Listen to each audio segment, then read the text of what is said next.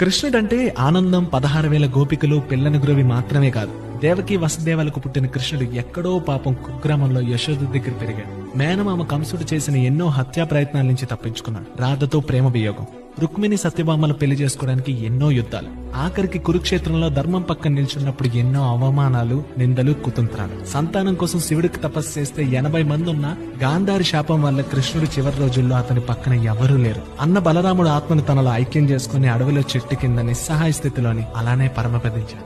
5 నుంచి 6 రోజులు భౌతిక కాయం కూడా దొరకలేదు. అంతెందుకు, త్రేతాయుగంలో రాముడు వాలిని చెట్టుచాటు నుంచి చంపితే ద్వాపర యుగంలో అదే వాలి కాస్త వేటగాడిగా మారి కృష్ణుడిని చంపుతాడు. అందుకే కృష్ణుడు కర్మను నమ్ముతాడు. కృష్ణుడు జీవితాంతం కష్టాల్లో మనిషి ఎలా బతకాలో భగవద్గీత చెప్పిన గురువు, ద్వారకను నిర్మించిన ఇంజనీర్.